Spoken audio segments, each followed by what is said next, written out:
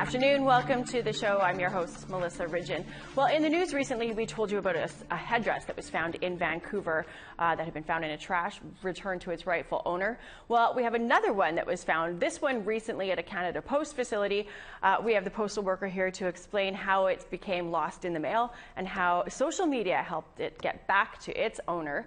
We're also going to talk to a doctor about a new study out of Manitoba that found most Indigenous people report enduring racism when they seek medical care in Manitoba. And then later on in the show, we're going to talk to the creators of a beaded map of Canada. It is an incredible piece of art. As you can see, there's one in the United States as well. So we have a lot on that show today. But we are going to begin with a story out of Winnipeg. This is Myron May. He's a Canada Post worker who took to social media after a headdress was found at the Canada Post facility here a couple of weeks ago. He joins us now to explain how it was lost and found. Myron, are you there? I am. Well, good afternoon. Good afternoon. Thanks for taking the time to talk with us today. I was super interested to see the success story of because when I had first seen, oh, there's a headdress that's been found and they're looking for its owner, and then very quickly the owner had been found. If you want to give our audience elsewhere in Canada maybe a little rundown of how it became lost and how your social media plea got it back to its owner. Well, I was at work last Monday, and a coworker had approached me about what he had found in a storage room. His name's Carl Samard, and he's of Métis descent, and he, I could tell that he was upset about it and wondering out loud why it was there. So we both went to have a look at it, and immediately. Identified it as something sacred and very, very spiritual. I would imagine, for lack of a better term. Mm-hmm. But we also knew that we weren't just going to let it go through the normal protocol, which is it goes to a department where they try to find the owner. We decided between the two of us that. There was a sense of urgency here and immediacy, and that we needed to. At that point, we had no idea how long it had been there, so we came up with a suggestion to management that first of all we would secure the headdress. It had been damaged in a location under lock and key, and then we would do something a little unconventional and depart from the protocols. And put out a call to social media, and like it or hate it, it was incredibly successful in this sense. And I believe it was between 2 and 3 hours when we came into contact with the owner. The person who had shipped it. So you came into contact. Was it with the headdress owner, or was it the person who shipped it who you first had contact with? Because they aren't one and the same people. Right. I apologize for that. Yeah, no, it would have been the person that had shipped it. And I believe that he was shipping it to a friend or a colleague that also repairs headdresses that are damaged. That's correct. So I believe that's how it went. We should say, too, that the person who shipped it, Darren Cameron, he was going to join us today, but had a death in the family, so our condolences to him. But I had talked to him, and he had said that he was, in fact, shipping it to Alberta to be repaired on behalf of a friend.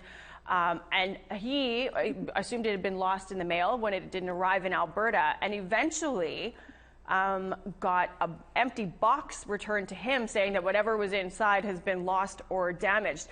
In me and you talking, you said this had actually happened in November. Can you just kind of walk us through what was the state of affairs at Canada Post in November? Well, in November, I mean, I don't know how else to put it, but we just got hit with an avalanche of parcels. Online shopping had already been a big thing in the last couple of years, but it just virtually exploded. Mm-hmm. Part of it had to do with our code red restrictions in the province of Manitoba, whereby people were very limited in their shopping experience. So, everybody took to online shopping, and we got hit like I've never seen before. Mm-hmm. The mail just kept coming in and never stopped. We were at one point behind 200 trailers, 53-foot trailers that were full of parcels. that we needed to get through in order to try to find, unburden ourselves with the load that we were facing. So we had mail 24 hours a day, 7 days a week for approximately 3.5 months, and before it finally started to dissipate. It was it was everywhere, and it just, it was really hard sometimes to come to work. People were working 7 days a week, 12-hour days, sometimes 16 hours in a day. So we were quite overwhelmed, and we clearly, I don't believe that we could possibly have been prepared for what was coming. No. So in terms of the headdress, I could only speculate as to how it was delayed and where it ended up. I'm assuming that probably what had happened was it broke open during its journey through the conveyor belt system. It got separated from the box that it was contained in, and what happened after that, I'm not too sure. My guess, there is a department that tries to match up owners of of mail that had been separated from its box, and I guess there was a system failure. Yeah. It's like not just the system failure in that we didn't get the item back to the original owner in a timely manner, but also a system failure in that we somehow failed to recognize the importance of the item. Yeah. And give it the special attention that it really needed. Because it did sit there, like, as you said, in the warehouse for November, December, January, February before you and your coworker found it and decided to take charge of the situation. I guess there's not a protocol necessarily for Canada Post when Indigenous regalia or ceremonial items are found. Is that right? Not to my knowledge, and I think that's really a good point that you're making. And I think that maybe it is time for us to have a protocol for items such as that.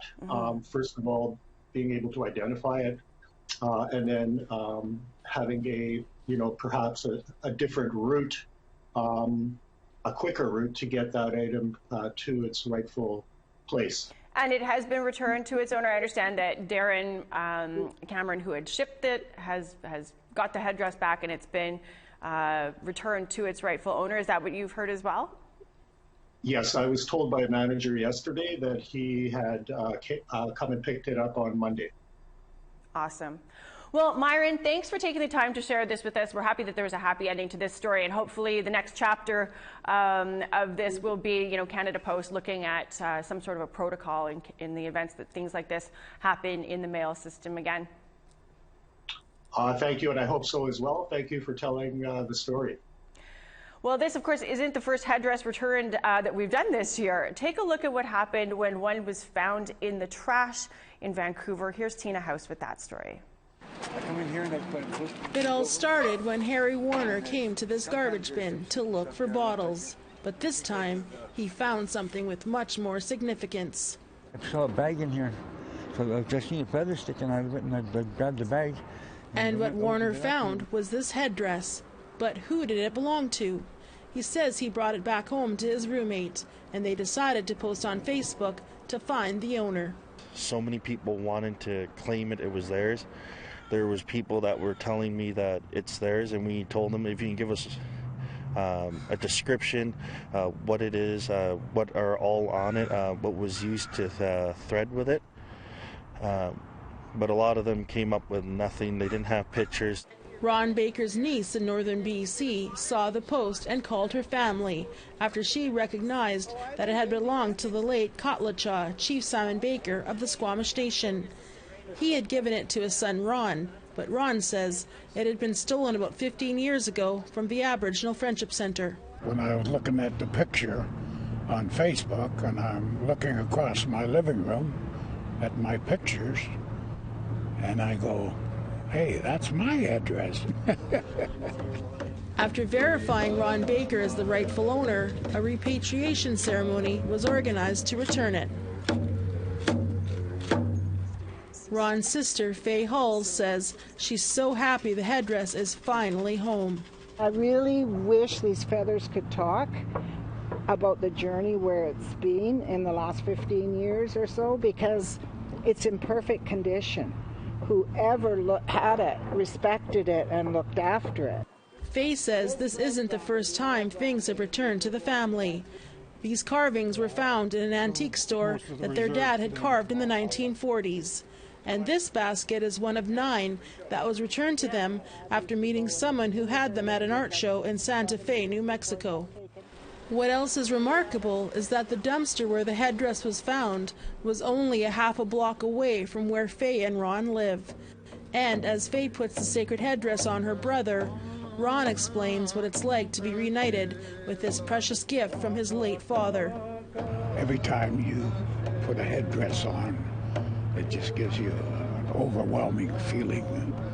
All the troubles go away. You're in your own world and you're showing your own power. Tina House, APTN National News, North Vancouver.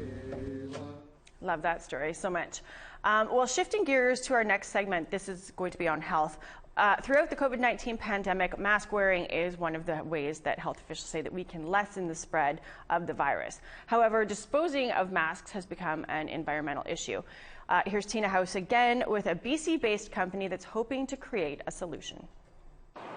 Everywhere you look, everyone is wearing a mask. Some are made of cotton and can be washed, but others, like these medical masks, which are single-use and made of plastic, are winding up being thrown on the ground, and in some cases, even ending up in our waterways and oceans. Karen Riston says that the improper disposal of masks and gloves is turning into an environmental catastrophe.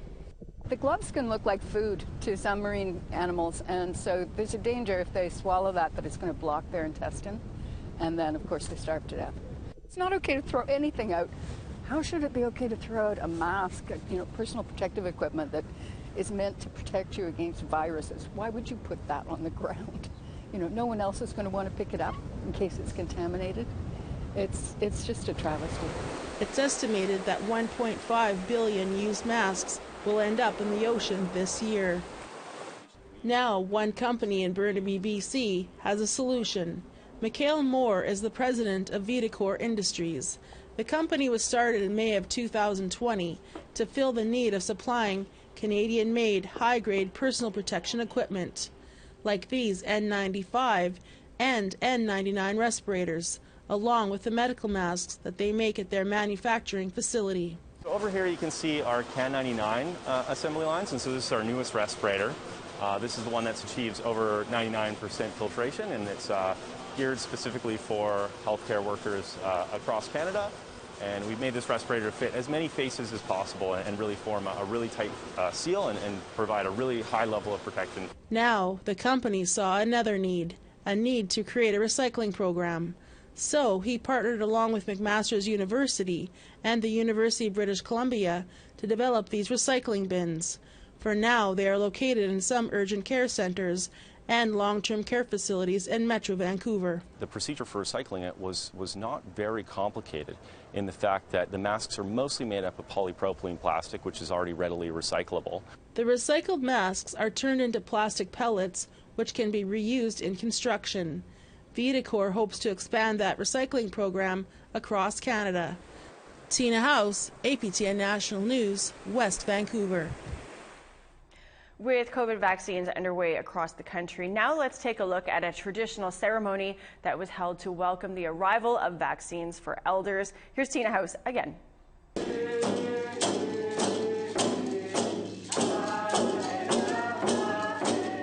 It's finally the day that everyone here at the Luma Medical Clinic has been waiting for, the arrival of the COVID-19 vaccines.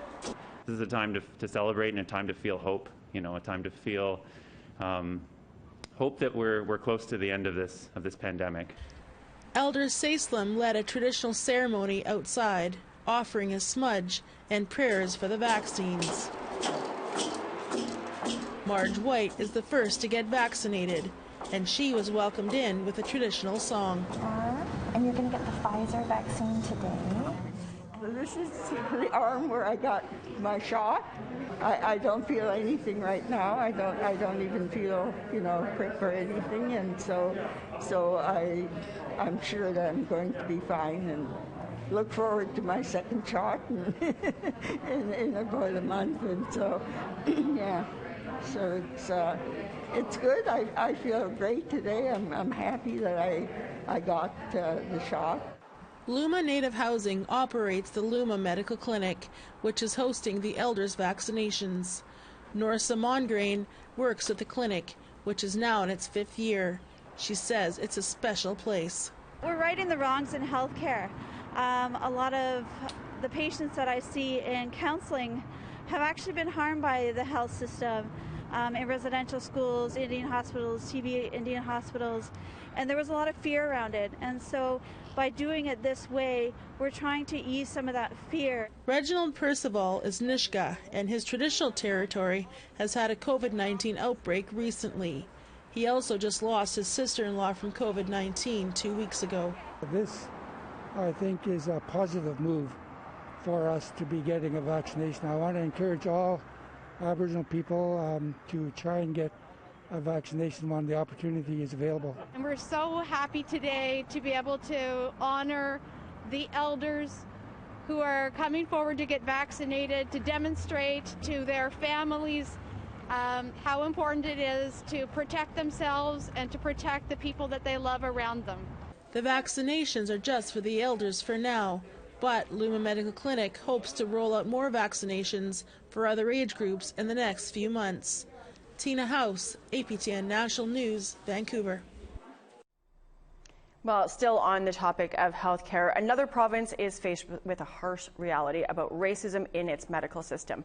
72% of First Nations people polled in Manitoba said that they experienced racist treatment firsthand when they've accessed care, while another 80% have witnessed it happen to a loved one. That's according to a new survey by the Southern Chiefs organization, which suggests that this pattern of discrimination, neglect, and even abuse is happening in Manitoba. We asked you what some of your experience have been. Let's go to social media to hear what you have to say. Thanks, Melissa. Online, we asked our viewers to share their experiences when accessing healthcare. Let's take a look at some of the responses. First, from Harriet. I've experienced it many times, but last time was when I wasn't feeling good. I felt faint because I hadn't eaten. I was asked if I had a worker who they could contact to let them know I wasn't feeling well. I asked them, what is that? I was too weak to even argue with them that they were racially profiling me. Jan said, they always give you Tylenol and send you on your way. From Rachel, my late mom had diabetes and a shot liver from her Hep C as a child. We took her in to the hospital. The nurse kept demanding to know how much she had drank since she had cirrhosis. Heather commented, I was told by a white doctor that I was washing the white blood out when I had a pregnancy test results for my first son. Lastly, from TJ, it's happening all over Canada. It's time to end it. Thank you to everyone that shared their stories. If you want to share your experience, email infocus@aptn.ca. As we said, this new health survey out of Manitoba found that 72% of First Nations people polled said that they have experienced racist treatment firsthand while accessing care, while 80% said that they've witnessed it happen to a loved one. Well, that's according to a survey by the Southern Chiefs organization, which suggests that there is a pattern here. SCO Grand Chief Jerry Daniels says that the findings are appalling. I spoke with him last week. Let's take a look. Grand Chief, our viewers might not be surprised that so many people are saying that they've experienced or witnessed racism in the healthcare system here in Manitoba. What in this survey stood out to you? I think the incidents of people saying that they've experienced racism, also the incidents in which people say they've saw racism, and also the very high number of people who believe that there is racism within the health system reflects, I think, some real lived experience that we need to consider when shaping the future of healthcare in this province. You know, something that stood out for me, somebody is quoted as saying, it's assumed when I go to seek medical attention that I'm a drug user. So I always start my appointments with, I don't want opiates or painkillers, or I'm not seeking painkillers. This works to a certain extent. But I don't know, you know, what if some point I have pain and I'm seeking care? You know, I read something like that, that's not something that non-Indigenous looking people have to deal with. And it's widespread here in Manitoba.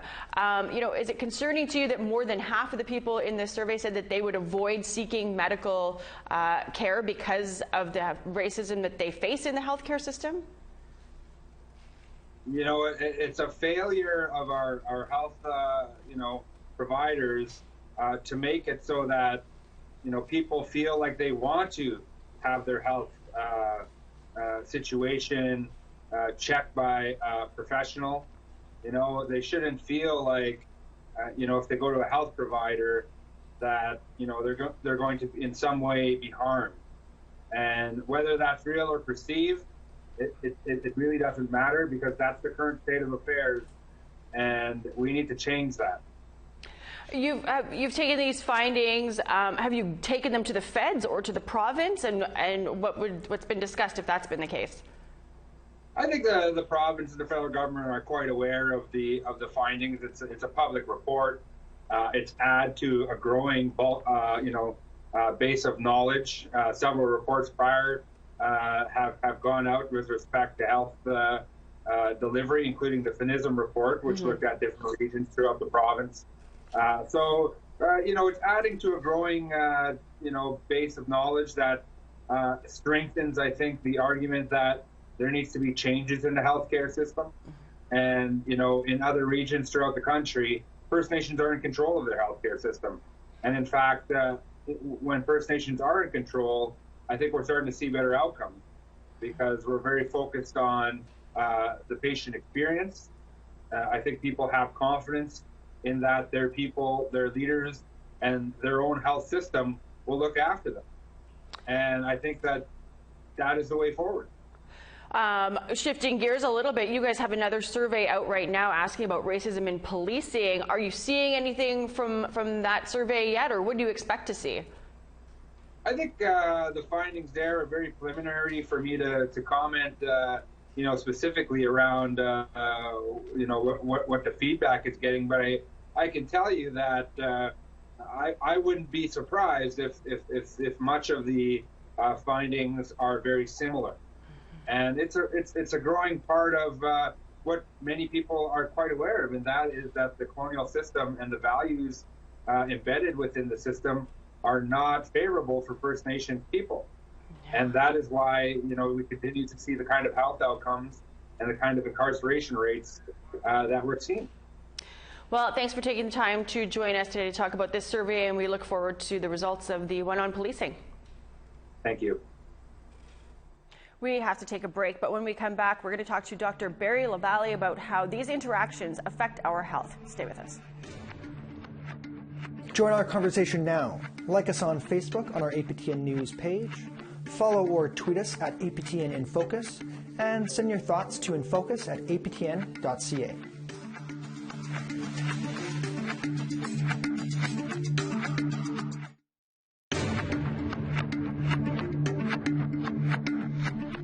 Welcome back. As we told you before the break, a new survey out of Manitoba found that 72% of First Nations people polled said that they have experienced racist treatment firsthand when accessing healthcare, and 80% have said that they've witnessed it happen to a loved one. Joining us now is Dr. Barry LaValle, a Saulteaux Métis physician, to talk about how these interactions affect our health. Thanks for joining us, Dr. LaValle. I'm curious to know what your thoughts were when you read that survey. Well, good afternoon, Melissa, and thanks for inviting me on again.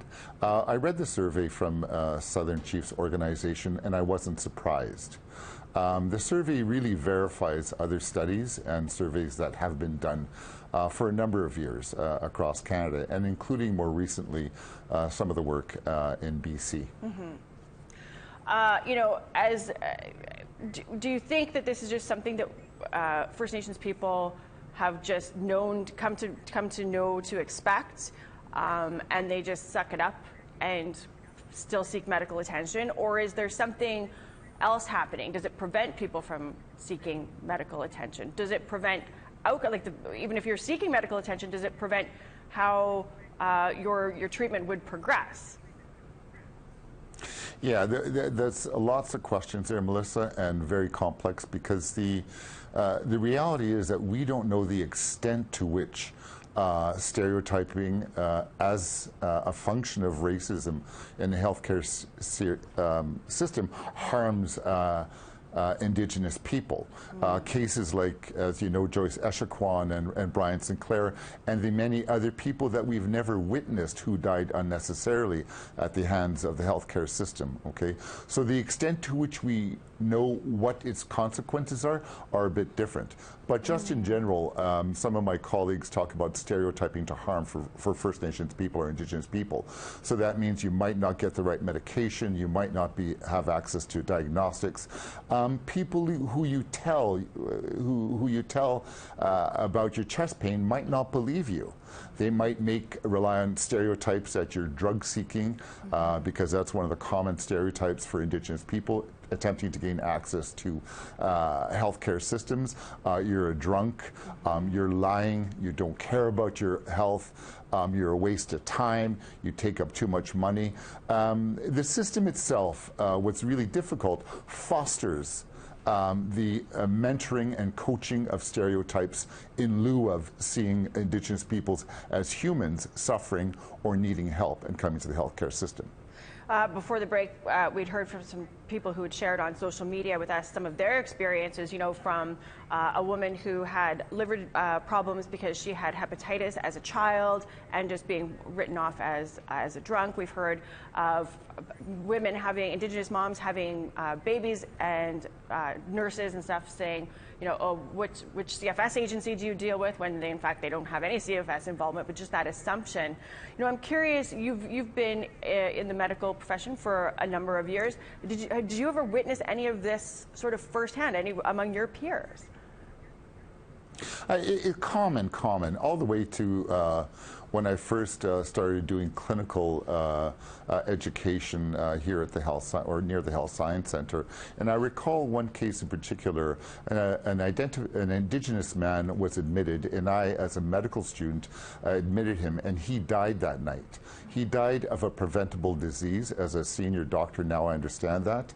But really what ended up happening was that the system left me alone, untrained physician, to care for a man who had a gut bleed. And he died in bed, and I had approached the people accordingly. When I actually relayed that message to the senior educators of the ward that I was on, at my review, they said I was too sensitive. Okay, so why do I tell you that story? I tell you that story because stereotyping as a function of racism manifests as normal behavior, normal words, normal actions. What you see now, a phenomenon is occurring, is that First Nations and other Indigenous people wake up to what's been happening to them and are not they're demanding that things change.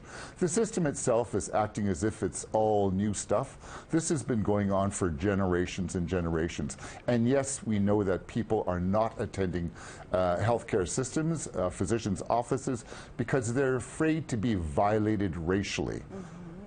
And so why would you want to go see a system? Why would you want to go for prenatal care if people are going to claim that you're a bad mother, you're not going to take care of your child, all of those kinds of things? It's very tough to be a self-identified and a dark-skinned Indigenous person to go into the healthcare system, because one of the things we realized from a study that we looked at in BC was that an Indigenous person cannot enter a healthcare system except with stereotypes marked all over his or her body.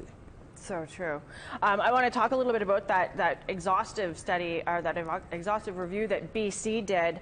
They found systemic racism within the system, and they've identified things that need to happen to fix it. But I'll ask you this too. We had Mary Ellen Turpel-Lafond on a few weeks ago, who kind of led that review in BC. And I'd asked her, and I'll ask you as well, what does aside from government telling the system, here's how you need to fix it. What should the system be doing within itself to address this? Like the doctors, the nurses. As an example, yes, no, thank you. So I was lead for the anti-racism curriculum at the Rady Faculty of Health Sciences, in which we developed a move from a cultural safety model to an anti-racism model to help future providers address their own privilege. Their own mostly white privilege, but there's other forms of privilege that actually are barriers for them to understand and see the historical relationship between Canada and other Indigenous peoples, based on violence, based on incarceration, based on displacement of lands, and no access to resources. And so even today, when we're dealing with substance misuse disorders in some of our communities, the origin of the substance misuse disorders is not because somebody's a bad person. They have historical origins to the trauma that manifests in community people today. Well, I'm thankful that you could take the time to talk to us today. It was one thing to talk to, the people who've been affected, to talk to the politicians behind it, like Grand Chief Jerry Daniels. It's always great to hear from a frontline doctor about their take on something that we know to be widespread across this country. So thank you for your time, Dr. LaValle. Thank you. We have to take another break, but when we come back, we're going to shift gears to a lighter topic, a project that started in the U.S. seeking beaders to bead their state. But when Canadian beaders caught wind that this was going on, they wanted in on that action too. And the result is a beaded map of Canada. It's stunning. You're seeing it there now. We have some of those creators that are joining us. Stay with us.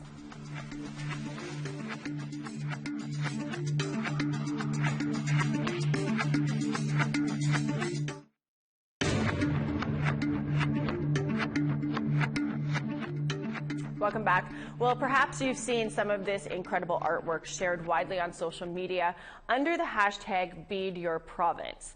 Let's take a look. We're going to start with Nunavut.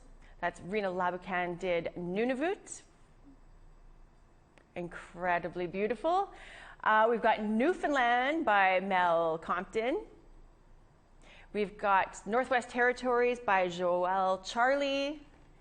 We've got the Yukon by Amanda Laliberty, BC by Kyla Woodward, Alberta by Didi Grandjambe, Saskatchewan also beaded by Amanda Laliberty, Manitoba was done by Ashley Mackenzie Dion, Ontario here by Marissa Magnuson, Quebec by Monique Joly, Labrador by Janelle Doyle, New Brunswick by Lenore Augustine, and she also did PEI, and Nova Scotia by Ashley Kopach. So now let's take a look and see them all together now as a map of Canada. I think we have that there. Ta-da! Joining us now is the brainchild of this project, CJ Johnson, along with two of the beaders, Rena Labucan and Mels Compton. CJ, we have CJ on the phone with us from Southern California. I'm going to start with you. How did this all begin last year in the U.S. and why? Well, that's a great question. So when COVID first hit, we noticed that a lot of our relatives were having issues with coping with the burdens of quarantine, pretty much. You know, it's hard when we're part of cultures where, when times are hard, we come together. And now we're told to self-isolate and stay apart. And a lot of people were dealing with that, it was hard for a lot of people. So we wanted to come up with a project that would kind of bring people together, like as a community. And it started with the United States. So initially we just were doing Bead Your State, and we were getting state submissions. We're looking at the map right now as you're speaking too, of the U.S. too, so we can see just the incredible work that's gone into that. So I would assume it wasn't difficult to get people wanting to bead their state. Everybody's in lockdown, battling boredom, wanting to connect with culture. Was the uptake it was a pretty easy sell for you? For certain states and provinces, yes. Reno is a great example. We had a little bit of trouble finding artists from Nunavut. So, of course, Rena stepped in and helped us with that because we wanted every province, shown on this map. But after it took off, especially when we started doing voting, when it was closed, that's when, it started to get a lot of notice. I'll come back to Rena's involvement with Nunavut because that is a story in and of itself. Mel, I wanted to ask you, so, this project does expand beyond the Canada-U.S. border. How did you catch wind of it, Mel, and what made you want to bead your province? So I was already following CJ on her beading page on Coutine Creations, and I had seen the post about it, and so I'm like, you know what, I'm going to do it. Part of the reason why I did it was the water that's in the piece represents the teaching, but also that was the foundation for the work I was doing at the time. I was a frontline mental health and addictions worker, and then I switched to doing anti-human trafficking work as a crisis counselor. And so the water teaching is extremely paramount in the work that I do on my journey as well. But then in the gold that you see is a Mi'kmaq motif, and that was around honoring the ancestors and the elders and knowledge keepers that have been fighting for so long for recognition in Newfoundland, for status, and just for Indigenous people to be recognized. And so what ended up happening is we went through a supplemental agreement process and a status removal process. I was one of the individuals that was also removed for choices that was not mine. Partially because I lived in Ontario, and so my status was removed. And I wanted to pay respect to those of us who were struggling with identity, and now this process is going on again. We attach ourselves to this piece of plastic, and I wanted myself, because I struggled with it spiritually, emotionally, but I wanted our community members, and especially our youth, to recognize that it's okay. Like, you are you, and that card isn't going to define who you are. Beaded from the heart, the province of Newfoundland there.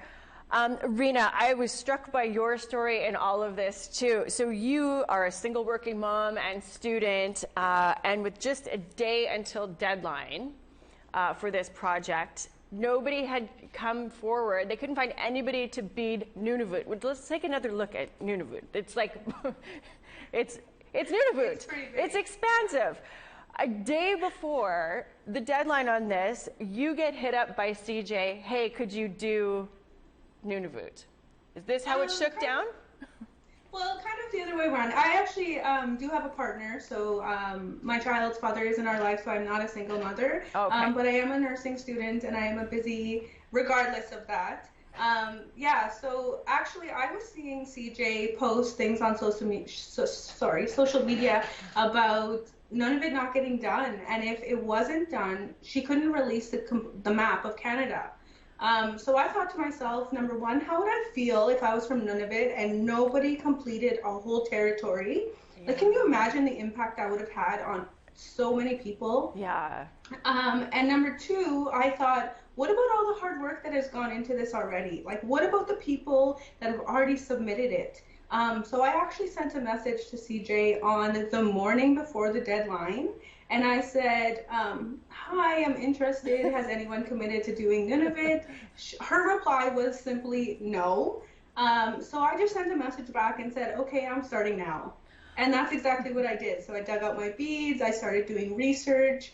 I started looking up pictures on Google, on whatever, I could find about the beautiful culture in Nunavut. And I was just so excited about completing this and just motivated to get it done, that the piece just kept getting bigger and bigger. And it is pretty massive for a beaded project.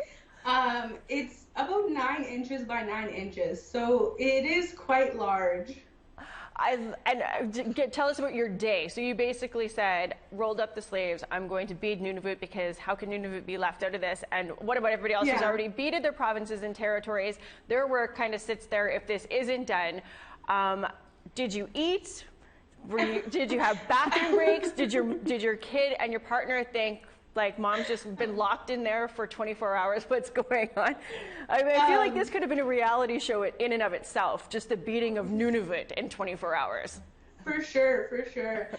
So my son and I were also involved in a fitness challenge. It was just one of those things that wanted to get people involved. So we also had other commitments that day. So I messaged CJ about 10 o'clock in the morning. I started beading around noon.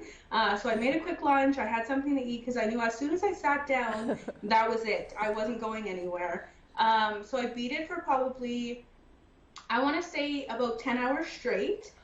And then I realized I hadn't actually gotten up very much and I needed to just do something. So my son and I went for a walk.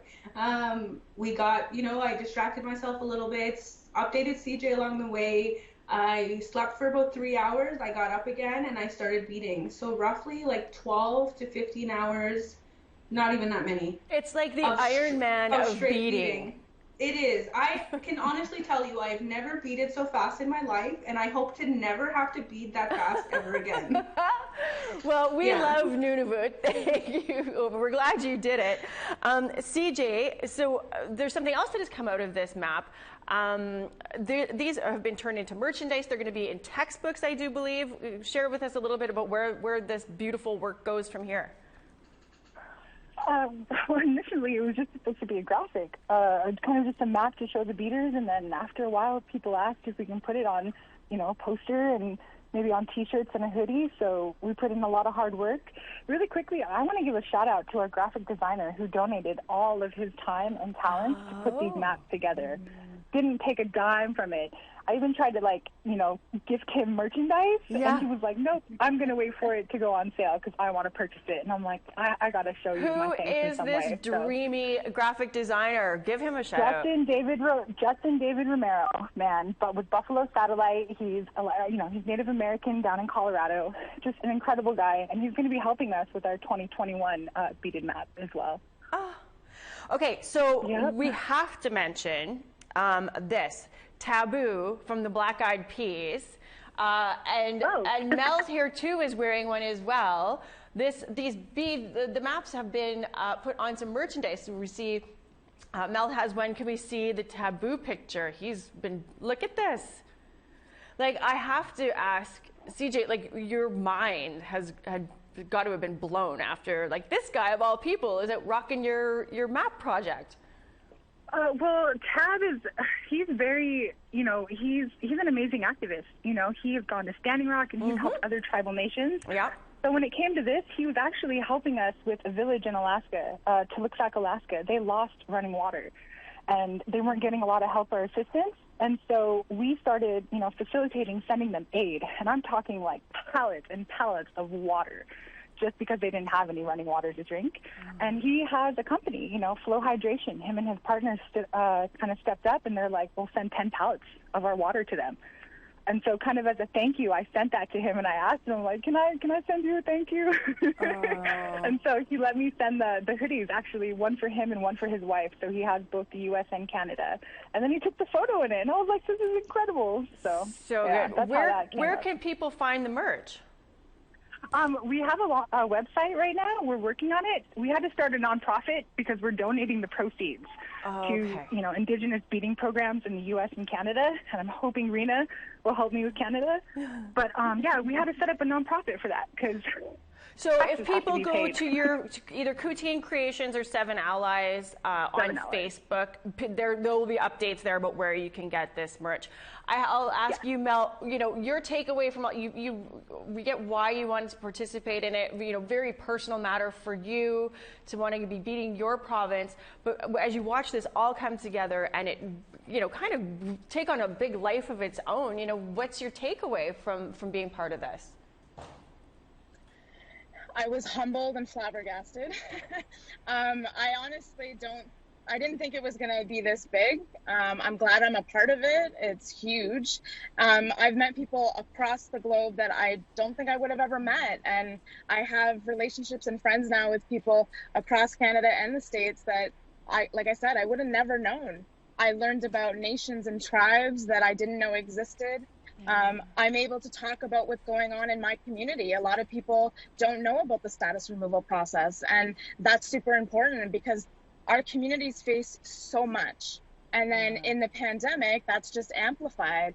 we have no connection, and this was a way to be able to bring that together. And I'm so thankful that CJ continued to do this, and I'm humbled to be a part of it. Rena, no more 10-hour beating for you. Where would you like to see this completed project? How would you like to see it be used?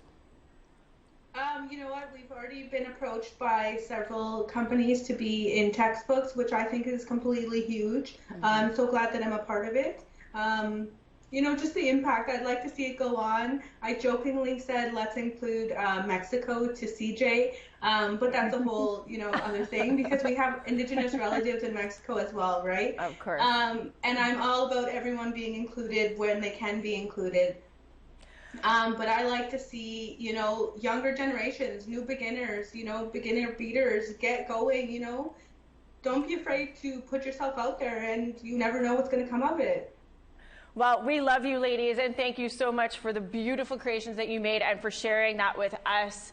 Marcy, Miguel. We are going to go now to, as they were saying, you know, in the middle of this pandemic, so many people are struggling, including artists. What do you do to fill the time? You're not out performing. You're not at shows. This first story that story that I'm going to show you now, it first aired in October. It's an exhibit at the White Center, which is in Calgary, and it is a showcase of a lot of the creativity that came as a result of the pandemic. Take a look. This is a space that connects people from all over the country, a record of different pandemic experiences expressed through traditional art. This collection of masks at the White Museum in Banff is called Breathe. It started off as a social media group when the world was hit with COVID-19. When we first started this, I don't think we realized just how popular it would become, how explosive it would become. I mean, it's almost like the virus, you know, itself, and that it's imitating life and the way life works. Natalie Burton and Lisa Shepard are the two Métis artists who started Breathe to connect Indigenous and non-Indigenous artists. You know, there's a lot of healing that's going on in the creation of this artwork, and we're just continuing to do what we do to heal each other in the best way that we know how in this modern day, you know, with what we're dealing with 21st century pandemic. From sealskin to birch bark biting to moose hair tufting, the Breathe exhibit showcases traditional artwork that's been around for generations. But this is the first time the techniques are used to make these types of masks. Masks aren't part of our culture historically. We beaded everything. We beaded leggings, moccasins, jackets, vests, hats. This is brand new. We've never had the occasion to bead a mask, but this is the time that we're living in now, and we're still here. The work that we're doing is still vital. The Breathe exhibit will be opened at the White Museum until mid-January. Tamara Pimentel, APTN National News, Banff. Well, as I mentioned, that story aired in October. That was by Tamara Pimentel. The exhibit at the White Center is now closed, but you can see more of that Breathe exhibit virtually at white.org. There you go, right there. Well, we're all out of time for the show. Thanks so much to our guests for joining us, and to you, of course, our viewers, for tuning in, and to our crew who make this all happen every week. I'm going to leave you with something that will fill your heart a little bit more. On Joel Wood's Northern Cree Instagram, a video of his little nephew, Opichi Robinson Day, singing the lead in one of his favorite songs from his Uncle Joel's album, Singing is Healing, which was released in December. You can find that anywhere you get your music. That's Singing is Healing by Joel Wood. The song that you're going to see is called Wanblee, and this video was shot in Bismarck, North Dakota. He is the son of proud parents Opie Day and Desiree Denorme. Take a look. Have a great afternoon.